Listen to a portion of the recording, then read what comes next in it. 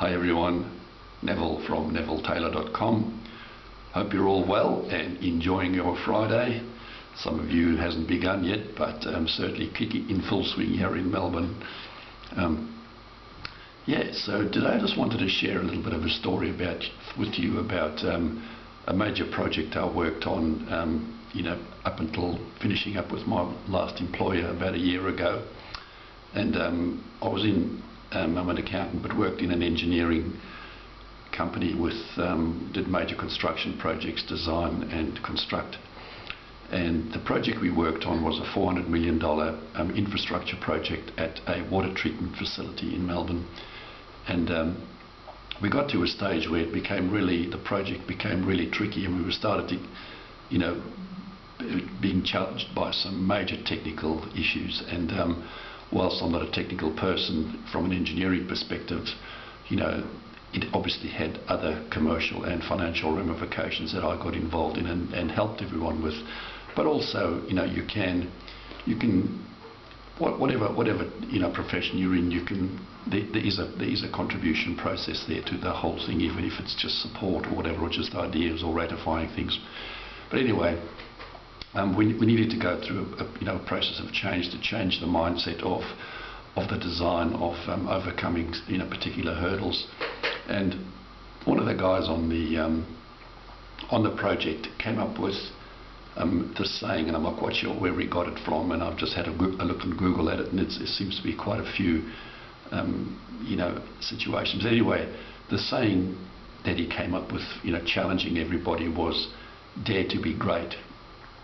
And at first of all we thought, oh yeah, what does this all mean? But it was just throwing out a personal challenge to everybody individually, to dare to be great. So really step out of your comfort zone, and dare to be great. And then also to the team as a whole, like, let's dare to be great as a team to deliver something fantastic, that would delight the client, and also meet all the technical requirements of the project.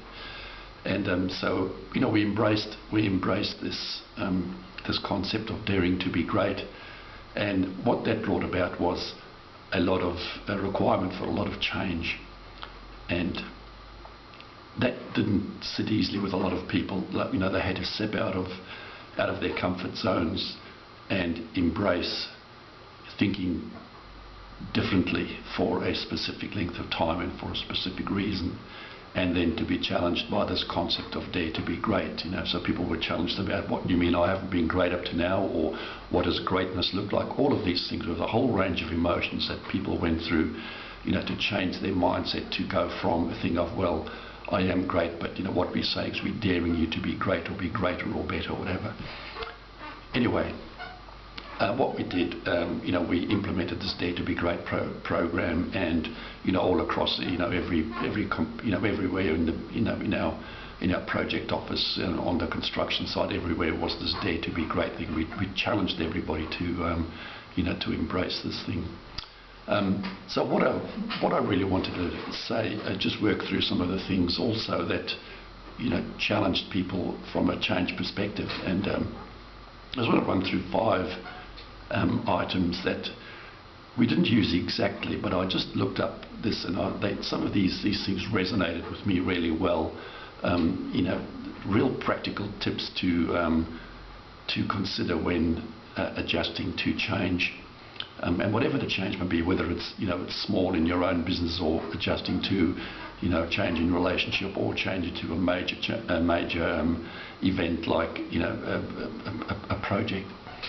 And I think you'll resonate with some of these as well, because a lot of these come through the SFM mindset as well, and you'll see they're not rocket science either. So the first one is to identify a support, the support structure or support of people in your life.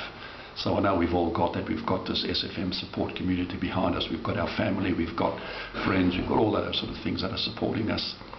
The second thing is to look for, in your past, to look to as to how you actually coped with skills, with with change in the past. So look back at your skills, what you've done, how you've used it. So call back the past, call back actions as to how you've actually dealt with something like this before. The next one is maintain a sort of a normal lifestyle. So don't go and change everything in your life. Just change those things that require change, and keep that element of normalcy in your life going. That's your friends, your family, your relationship, your sport, whatever it is, keep that in normalcy. You've got an element of normalcy plus an element of dramatic change that you might be going through. And then, keep your emotions in check. So, don't stifle your emotions, during this time of change. So if you feel, you need to blurt out, some, whatever it is, be it anger, be it frustration, be it rage, be it whatever the emotion is, deal with that emotion, vent it, cry, whatever needs to happen. Let that emotion, come to the fore and help you deal with that change. And then the final, and this is probably the most difficult one, is embrace the change. So change is there for a reason. It's there for good. It's not change just for change's sake. It's change for a specific reason. So embrace it. You've identified what the change is. Accept it and embrace the change, and move on with that.